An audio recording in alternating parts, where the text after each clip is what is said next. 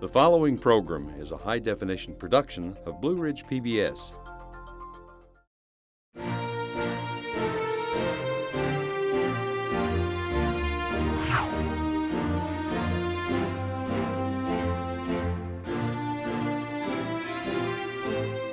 Hello, and welcome to What It Takes.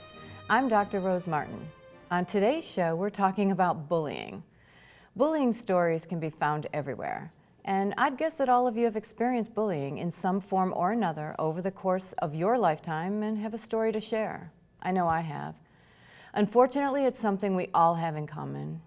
We hear a lot about bullying facts and statistics, and we need them to get a handle on what's happening and to create effective anti-bullying programs. But statistics reveal only part of the story. My guests today have stories to share too. But they're here today for what may be a lively, frank discussion on getting this issue solved. Let's meet them. So I want to welcome, first of all, Dr. Joseph Jones from Radford University. Thanks so much for being a part of the panel today. I look forward to hearing what you have to say.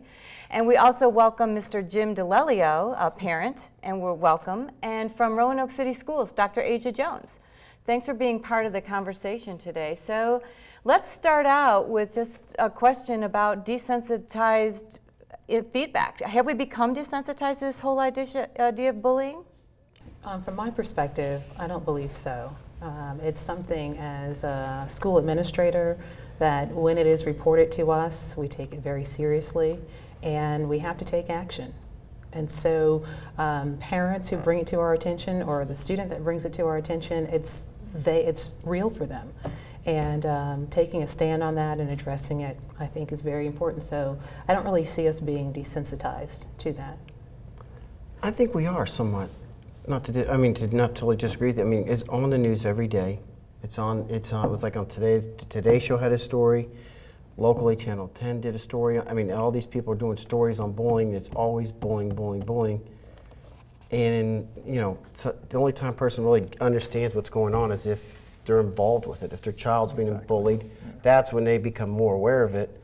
If it's not, it's kind of like if it's not happening to my child, I don't care about it. So I think that's where I see it is right now. I think in a lot of ways, though, that it's always in our face. Mm-hmm. It's like politics. It's getting there and to the point where, like you said, it's not my child. I have too many things to worry about. Right. I don't think we're totally desensitized to it, but I think that that we're moving toward that direction. It's getting saturated. Absolutely. I mean, it's everywhere. And you had mentioned as a parent, once it involves your child, then all of a sudden it is on your radar. So as a parent, how do you deal with it? It's a tricky situation to handle with your kid, because sometimes there could be a big backlash against your child. I mean, like I had a couple of my kids have been bullied. I sat there and talked to them and trying to give them some strategy, how to handle the situations. You try and teach your child to ignore the problem, maybe it'll go away, but then when it starts getting to the point where it's harassment or physical, then you call the administrator at the school and you talk to the school about it, and there's some great administrators out there that will handle the problem the way it should be handled.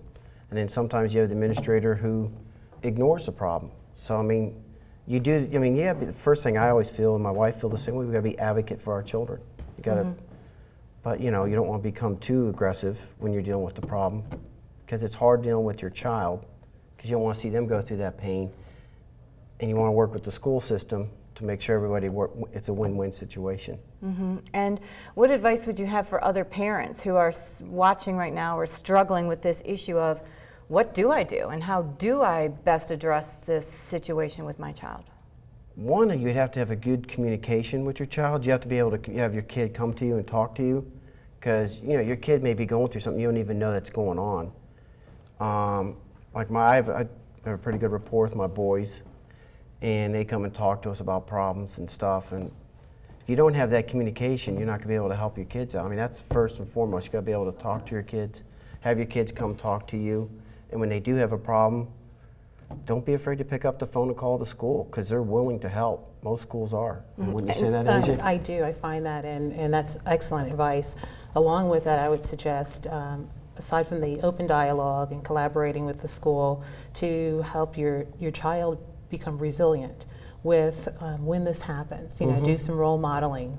Also to have them not to retaliate with bullying, to have healthy relationships with their friends, because oftentimes we find that they're on again friends, off again friends, and that's where the bullying may start. What are some of those signs that you look for, either as a parent or through the research that you've done or from a school perspective? What should parents be looking for? I think with me, like, they don't want to go to an activity that they like to do because they're being picked on. Absolutely. Because for me, my boys dance, and my oldest was getting picked on because it's different. A lot of boys don't dance. And then for a while, he's like, I just maybe want to give it up on it. I'm like, no, you mean, you know, then that's a sign. They start to withdraw, their grades drop. I mean, have you seen that? I mean, kids, their grades will drop, they withdraw. They don't want to start going to school. They start faking sick. And those are the emotional tolls that we see, but I'm sure there are physical signs also that emerge. Yeah, and I also think that as parents, I think it's important that you do have that dialogue. I mean, you have, when I was growing up, it was, how was school today? What did you do? What was at lunch? You know, these enormous conversations about this. So I think you have to open that dialogue, but also with students, it really is about fear because they're so afraid. Data suggests that kids who are bullied, they skip school at least once a month. And they have no plans of going to college because they think it's going to be the same way. So I think that's pretty important to watch your child and to make sure, you know, and why don't you want to go to dance, or why don't you want to go to football practice? What's going on with the drama club? And I think that's pretty important. And you know, we're looking at trying to build resiliency, and we're looking at giving kids a place to go and a place to turn. But Asia, tell me what your experience has been with adult bullies, parents who come in who maybe their child has been bullied, or you know, they're coming in and they're saying, you know, I want action, I want it now. Do teachers report being yelled at or being pursued aggressively by parents? Well, it can be a very emotional situation, and the frustration level could be very high, and the parent comes in very emotional and irate perhaps. But once they know that we're all on the same page, on the same side of the team, that we're going to try to get to the bottom of this. You mentioned adults showing bullying behavior. Aside from looking at the warning signs if your child is actually being bullied, I think it's important to see, is your child a bully? Are they highly competitive? Do they have joy in putting people down? Social media, is there issues there where someone's the other end of the joke, and you know, are they easy to, I think with movies, into violent movies, or find things that we might find inappropriate as acceptable? All of those could also be signs that your child might not be handling situations in a very empathetic approach, and recognizing differences and being acceptance of that. I do think attached to that is a study came out a couple of months ago that parents who bully typically were children who bullied. And bullying comes from this sense of entitlement and power. I can bully you because I think I'm better than you. And so when you have those, and as a high school English teacher, I experience the same thing. You have parents that come in, my son will graduate, do you know who I am? I own most of the car dealerships in this area, I can have you fired, and all of this kind of mentality. But that bullying behavior started as a child. And if you look at the studies out there, there are a lot of adult bullies in the workplace now. And it all began when they were in schools. And some of the work that you're currently doing around bullying, you've done a lot with tolerance and acceptance. Yes, yeah. And you know, it seems odd that we want to be different, and we are all so different and individuals, and yet that oftentimes is what makes us a target. Can you talk a little bit about your work? Communities construct social norms about what's acceptable in a community and what's not acceptable.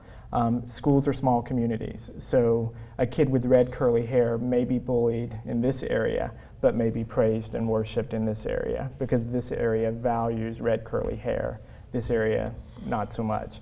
And so we have to begin teaching our kids that tolerance is the way to go. We have to teach our kids that difference is good. It's okay to not be like everyone else. The problem comes, though, this whole notion of tolerance goes back to this whole kind of idea of how the community situates tolerance, maybe religious affiliation. Some of those things the community is so adamant against how horrible that is that it's hard to kind of infuse tolerance into the schools when you have, honestly, when you have parents who are reinforcing, you know, your kids go to school and we teach them tolerance, tolerance, tolerance, you know, accept people, and then they go home and their parents are, no, we don't accept those people. We don't accept that race. We don't. They're evil people. The red curly-haired kids are horrible. So it's problematic. See, I agree with you on that. I think to solve bullying, I mean, the school systems, you guys do a great job about teaching kids tolerance and stuff. And what you said is, and I firmly believe it starts at home. Absolutely. It starts there. I mean, because you don't know you don't know what's going on behind closed doors. You don't know what's going on there. And like you said, I mean, the parents may be openly, you know, supposedly accepting everyone, but then when they get behind closed doors, I mean, absolutely, they're just, I mean, that's where it has to start. I look at it as you know, society as a whole, as the schools, the parents, the community. I mean, unless we take it seriously as a society, it's not going to go away. So what are we doing? I mean, I'll ask each of you individually, what are you doing in the school? What are you doing to continue to support your boys and in your research to build this local support and build tolerance and acceptance? Well, it's providing leadership activities for students where they are engaged, they recognize that they are a part of the community, the power of their voice, working with students who understand what bullying is. Being able to, if they're a bystander and they happen to see someone being picked on, recognizing, being empathetic, putting themselves in that person's place, and being able to report. And we teach our elementary children that it's not about tattling, it's about telling. And for our older students, it's not about snitching, it's about reporting. And when it is indeed reported, it's something that's taken very seriously. If children are different, whether it's ethnicities or gender or what have you, it's how are you neutral in addressing that and being sure that you follow up with the student who was bullied and the one who is bullied, or the person who is doing the bullying. I personally think, and I love public education, and I was a teacher, and I train teachers now, and I think that works at the elementary and primary levels. But I also think that we need to restructure how we do this. It's really not up to a kid, I argue, to run to my principal or to run to my teacher and say, oh, this happened to me. It should be that teacher who never allowed it to happen in the first place. Correct. I agree with you. Sometimes there'll be teachers, I mean, I'm sure with your training, and then some teachers will sit there and let it happen in front of them in their classroom. Absolutely. Because some of my kids are like, yeah, he's saying nasty stuff, and the teacher starts laughing and kind of encouraging. I mean, which is horrible. I mean, that's what I was talking. It starts with the parents, with good role modeling, and it also starts with at the school level. It starts with the teachers, even down to the custodians, who if they see something, see what's going on. I mean, they're the powers of authority. I mean, kids look for authority. They look for guidance. They look for kind of like, okay, is this okay? I'm even throwing paper in the classroom. I mean, at a kid, another kid, and the teacher kind of laugh it off. No, punish the kids. So it's creating that safe environment. Yeah. And you know what, let's turn our focus to hear from students. And we can talk about bullying, and we can offer suggestions, and we can institute programs, but let's really see what students have to say. Our executive producer, Angela Hatcher, had a chance to sit down with 2 students who openly shared their experiences and views.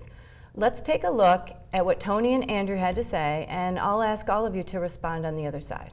What can we be doing better to help combat bullying? I think that the biggest thing to combat bullying is just to be proactive.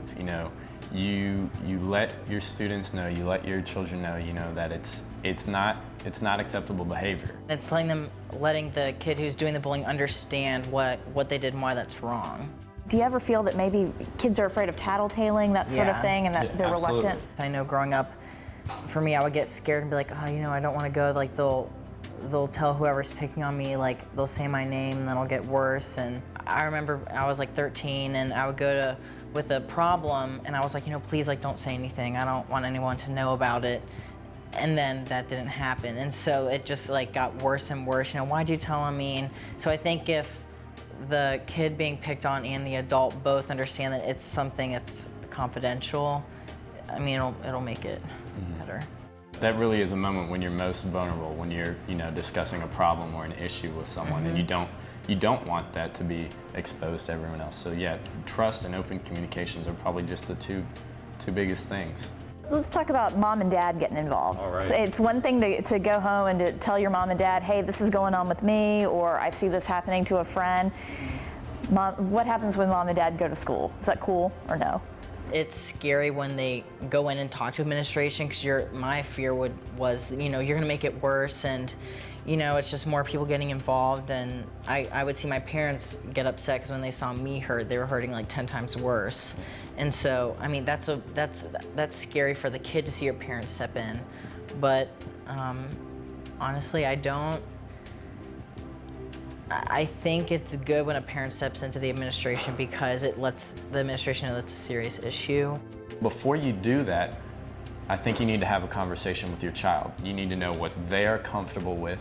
Treating everyone with respect and kindness and compassion, and that's what's going to overcome it. And then you've got kind of the zero tolerance method of we're just not putting up with it. So what do you think works? I feel like when you have the zero tolerance policy, you have a lot of bitterness with that. If someone is cracked down for bullying and punished, they're not gonna have respect for their victims. They're gonna have a more of an animosity because they see it as someone that got them in trouble. If you're nice to someone to reach out to someone, then they'll do it to someone else, and so on, and it'll branch out from there.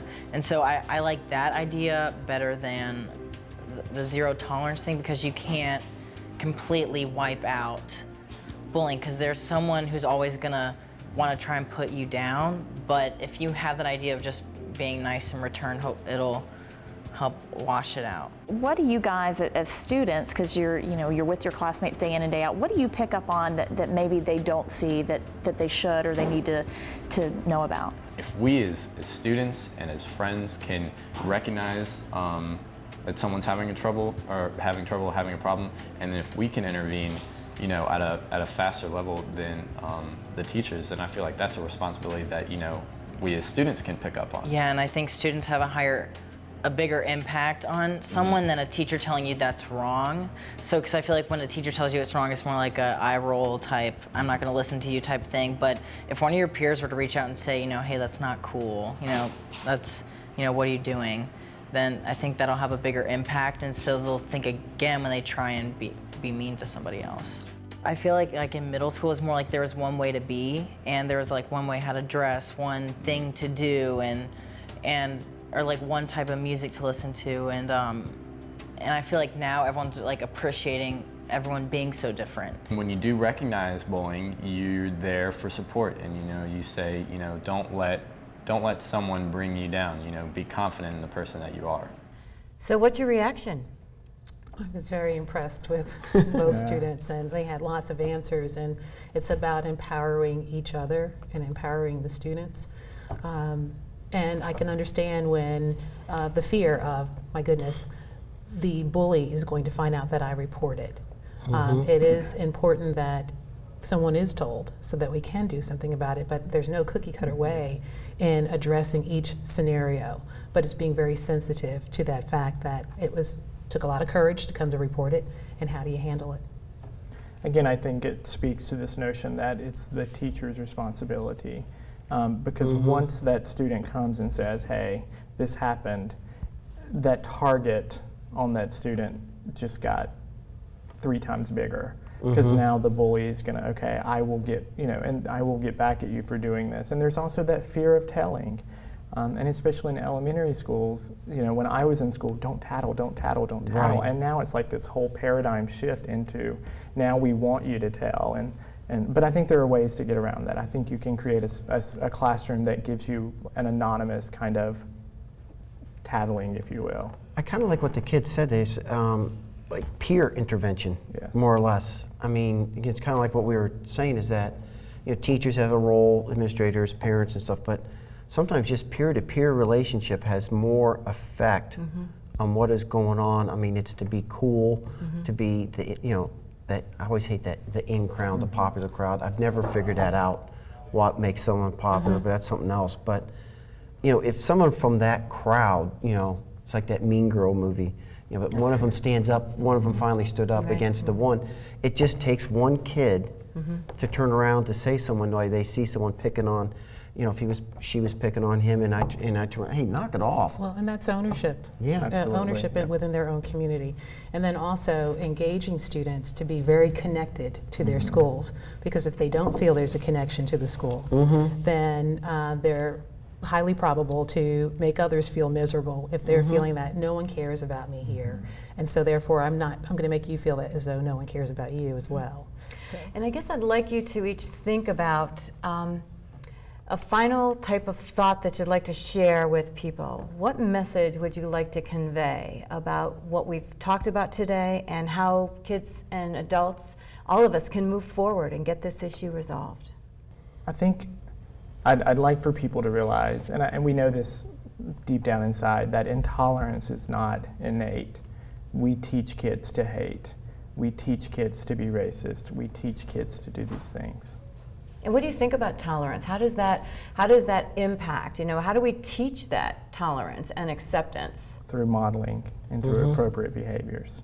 When a parent can't run into Target and scream at somebody and get all angry at a store clerk because this isn't on the shelf, because the kid is standing there watching. Well, if mom can do this, then it's okay for me to do this at school. Right. And so I think it has to be done through modeling appropriate behavior. So I'm going to put you on the spot a little bit. What did you think, seeing your son on the screen talking about bullying?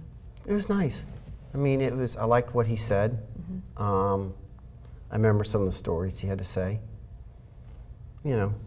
And the hurt, as he said, it hurt him to see you hurt. Yeah, it was hard. I mean, and kind of what you said, run in screaming and yelling at the school. I mean, I used to be a teacher at one time, and I've been on both sides of it, and it was hard to know, you know, there are policies and procedures, and I would call the principal and talk to him, and there was one principal in particular that I said, please don't use my son's name, and it was.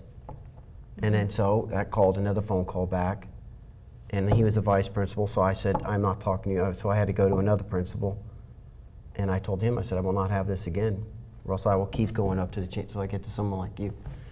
You know, a higher up administration. I mean, but I didn't yell and scream. That's hard to do. I mean, that's hard to do as a parent when you see your kid ache. Absolutely. Come home, just, you know, cry because someone called him a name that didn't even know him or know him at all, or shove him in a locker because he was standing. They just felt like they could get away with it, push him down, you know.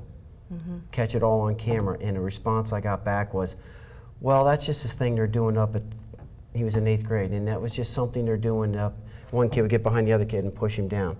And they said, well, that's something they're doing at the JV team for initiation. I'm like, well, it's done in the gym class. My kid almost hurt, he hit his head, and they caught it on camera, and I said, use the fact that you said you caught it on camera.